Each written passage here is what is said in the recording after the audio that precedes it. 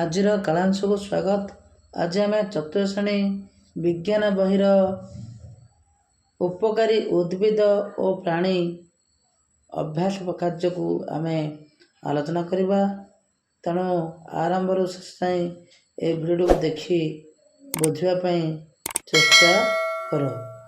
ତେବେ ପିଲାମାନେ ଆସ ଏ ଅଭ୍ୟାସ କାର୍ଯ୍ୟକୁ ଆମେ ଆଲୋଚନା କରିବା। କ ତମର ଥିବା ଜିନିଷ ଗୁଡ଼ିକ ଖ ତମର ଥିବା କେଉଁ ଶବ୍ଦ କେଉଁ ଗଛରୁ ମିଳିଥାଏ? ଗାର ଟାଣି ଯୋଡ଼। ଏଠି ଲେଖା ହେଇଛି ଝୁଣା। ଝୁଣା କେଉଁଠୁ ମିଳେ? ଆମେ ତା ସହିତ କେଉଁ ଗଛରୁ ମିଳେ ତାକୁ ଆମେ ଯୋଡ଼ିବା। ଝୁଣା ଶାଳ ଗଛରୁ ମିଳେ, ତେଣୁ ଶାଳ ଗଛ ସହିତ ଆମେ ଯୋଡ଼ିବା। ତୁଳା କପା, ତେଣୁ କପା ସହିତ ଯୋଡ଼ିବା। ଅଠା, ଅଠା ଆମେ କେଉଁଠୁ ଯୋଡ଼ିବା? ଅଠା ମହୁଲ।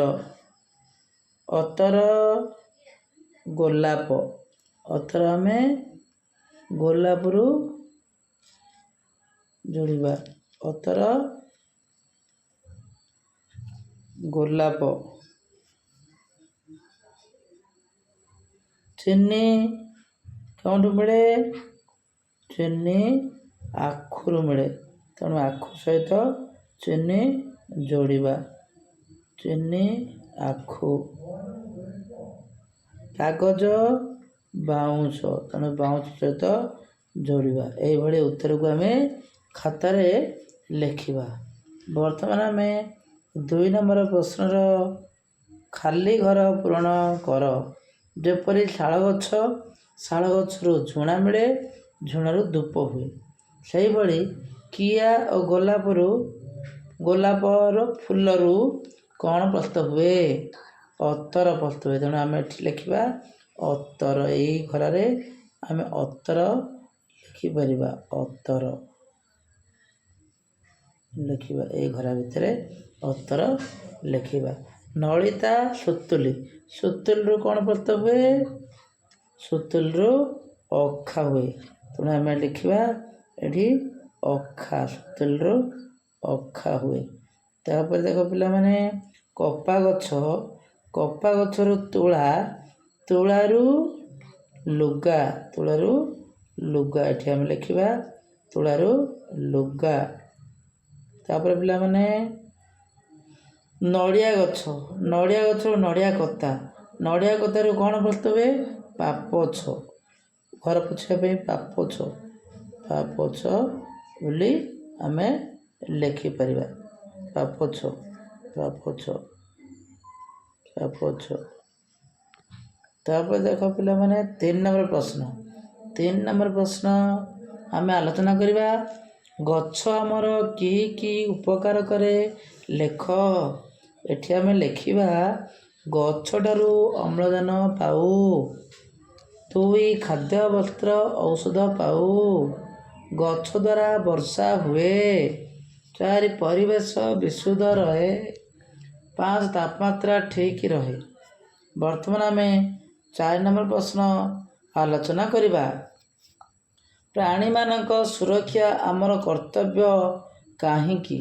ଏଠାରେ ଆମେ ଉତ୍ତର ଲେଖିବା ବଳଦ, ମଇଁଷି, ଗଧ, ଘୋଡ଼ା, ଓଟ ଜିନିଷପତ୍ର ବୋହିବା ସହ ବଳଦ ଓ ମଇଁଷି ହଳ କରନ୍ତି, ବେଙ୍ଗଳା ପକାନ୍ତି, ମଇ ଦିଅନ୍ତି, କୁକୁର ଘର ଜଗିଥାଏ, କାଉ, ବିଲୁଆ, ଶାଗୁଣା ପରିବେଶ ସଫା ରଖନ୍ତି, ବେଙ୍ଗ ଓ ପକ୍ଷୀମାନେ ପୋକଜୋକ ଖାଆନ୍ତି। 5 ଜିଆ ମାଟିକୁ ତଳ ଉପର କରନ୍ତି। ଏହିଭଳି ଆମେ ଲେଖିବା। ବର୍ତ୍ତମାନ ଆମେ 5 ନମ୍ବର ପ୍ରଶ୍ନକୁ ଆଲୋଚନା କରିବା। କାରଣ ଦର୍ଶାଅ। ପ୍ରଶ୍ନ କ, ଉଦ୍ଭିଦ ନ ରହିଲେ ବାୟୁମଣ୍ଡଳରେ ଅଙ୍ଗାରକାମ୍ଳର ପରିମାଣ ବଢ଼ିଯିବ। କାରଣ ଦର୍ଶାଅରେ ଲେଖିବା। ଏହାର ଉତ୍ତର ଲେଖିବା ଆଲୋକ ଶୋଷଣ ପ୍ରକ୍ରିୟାରେ କେବଳ ସବୁଜ ଉଦ୍ଭିଦ ଅଙ୍ଗାରକାମ୍ଳ ଓ ଜଳକୁ ବ୍ୟବହାର କରି ଖାଦ୍ୟ ପ୍ରସ୍ତୁତ କରେ ଓ ଅମ୍ଳଜାନ ବାୟୁମଣ୍ଡଳକୁ ଛାଡ଼େ। ଏହି ଅମ୍ଳଜାନକୁ ଆମେ ଶ୍ୱାସକ୍ରିୟାରେ ବ୍ୟବହାର କରୁ।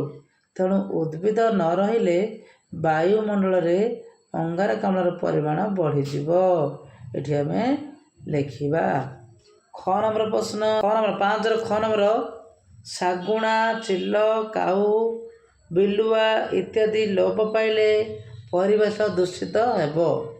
ଏହାର ଉତ୍ତରରେ ଲେଖିବା ଶାଗୁଣା, ଚିଲ, କାଉ, ବିଲୁଆ ଇତ୍ୟାଦି ଲୋପ ପାଇଲେ ଆମ ପରିବେଶ ଦୂଷିତ ହେବ।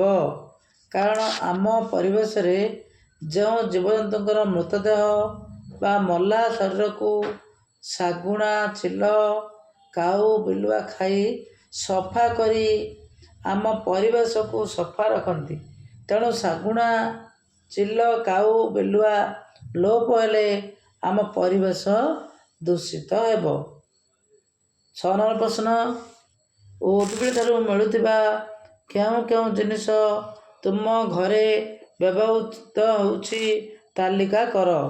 ଉଦ୍ଭିଦଠାରୁ ମିଳୁଥିବା ଜିନିଷ ଗୁଡ଼ିକ ହେଲା ଚାଉଳ, ଡାଲି, ଶାଗ, ବିଭିନ୍ନ ପନିପରିବା, ବିଭିନ୍ନ ପ୍ରକାର ବସ୍ତୁ, ଖାତା, ବହି, ଝୁଣା, ଅଠା, ଖଇର, ସୁବାସିତ ଅତର, ଅଖା, ବ୍ୟାଗ, ପାପୋଛ, ଦଉଡ଼ି ଇତ୍ୟାଦି। ଖ ନମ୍ବର ପ୍ରଶ୍ନ, ପ୍ରାଣୀଙ୍କଠାରୁ ମିଳୁଥିବା କେଉଁ କେଉଁ ଜିନିଷ ତୁମ ଘରେ ବ୍ୟବହୃତ ହେଉଛି ତାହାର ତାଲିକା କର। ପ୍ରାଣୀଙ୍କଠାରୁ ମିଳୁଥିବା ଜିନିଷ ଗୁଡ଼ିକ ହେଲା ମାଛ, ମାଂସ, ଅଣ୍ଡା, ଦହି, ଛେନା, ଘିଅ, ମହୁ, ଔଷଧ, ଗହଣା ଇତ୍ୟାଦି। ଆଶା କରୁଛି ଏହି ଭିଡ଼ିଓଟି ଭଲ ଲାଗିଥିବ। ତେଣୁ ଏହି ଅଭ୍ୟାସ ପ୍ରଶ୍ନକୁ ଭଲ ଭାବରେ ଅଭ୍ୟାସ କରି ପରୀକ୍ଷା ପାଇଁ ନିଜକୁ ପ୍ରସ୍ତୁତ କରିବା।